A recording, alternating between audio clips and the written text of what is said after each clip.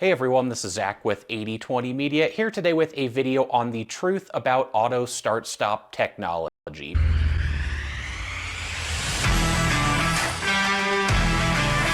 There's no denying the fact that auto start-stop systems can be beneficial for fuel economy and emissions. That's especially true if the engine is actually shut down for long enough. Studies have shown that it only takes about 6 or 7 seconds of idling before an engine uses more fuel than it would from being shut down and restarted. So if you have an auto start-stop system, as long as your engine is shutting down for more than about 6 to 8 seconds at a time, there is no questioning or doubting the fact that you are saving fuel in that. However, is that still worth the pain and hassle and additional expenses of an auto start-stop system? Which leads me to the fact that there are a couple major downsides to this technology. So with that, let's go ahead and jump right in and discuss a few of the main flaws with auto start-stop systems. Number one, the battery and starter are more expensive on vehicles equipped with auto start-stop technology.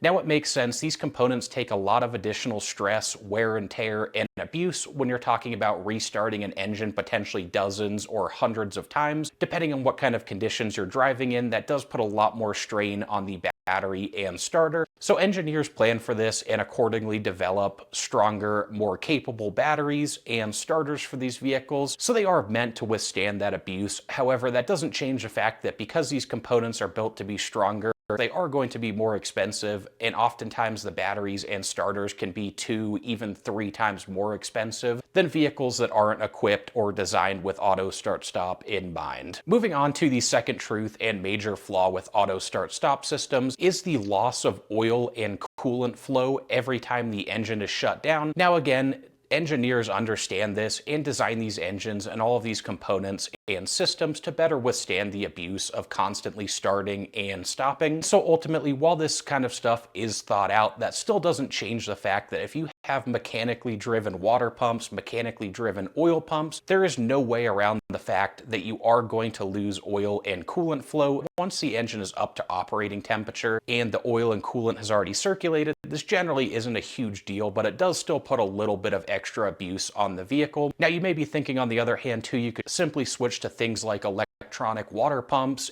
and switch to more electronically driven components, which would allow you to keep this flow. However, a lot of the times that comes with additional costs and oftentimes worse reliability. That can often be seen in some vehicles like BMW, who has used an electronic water pump in their vehicles for a long time, and they've never quite had the same reliability as traditional mechanically driven water pumps. Moving on to the third and final truth and flaw with these auto start-stop systems is the delay in restarting the engine. So this is much better on modern vehicles equipped with auto start-stop systems, but that still doesn't change the fact every time you restart the engine, there is a slight delay. If you're stopped at a red light or in stop and go traffic, and then you look to accelerate, a lot of the times you do have that brief moment of delay, and then all of a sudden the car kind of jerks and shakes back to life, and you can feel there's a little bit of slack in the drivetrain. Even on modern vehicles, this can be a problem. We have a 2023 Chevy Silverado that does exactly this. When that auto start-stop shuts down the engine, and then you go to accelerate from a red light and hit the gas pedal, you do notice that brief moment of delay, and then again you can kind of feel some of that slack in the drivetrain, so it can just be an annoyance for drivability in general.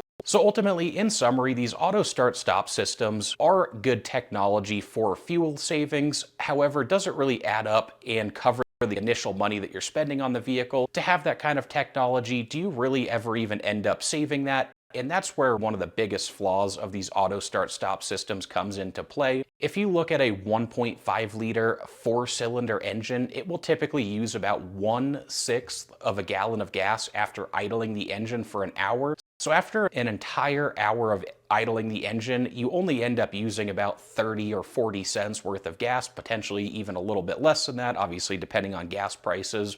And you think about the other hand, if you talk about a car auto start stopping and turning on and off for an hour straight to get that kind of fuel savings, you're looking at potentially restarting the engine 100 to 200 times in that kind of time frame. Ultimately, whether or not it's worth restarting the engine and subjecting it to all that additional wear and tear for about 1/6 of a gallon of gas savings for every 1 hour that the vehicle would idle, where it's now turned off, is really the biggest flaw. And ultimately, over the lifetime of the vehicle, unless you're really stuck in heavy traffic very frequently commuting downtown, it's unlikely that this technology will ever save you more money at the pump than you ultimately end up spending in maintenance and for the cost of the technology up front. Anyway, guys, that wraps up our video for today. If you appreciated the content, please hit that like button, subscribe to the channel, and stay tuned for more in the future.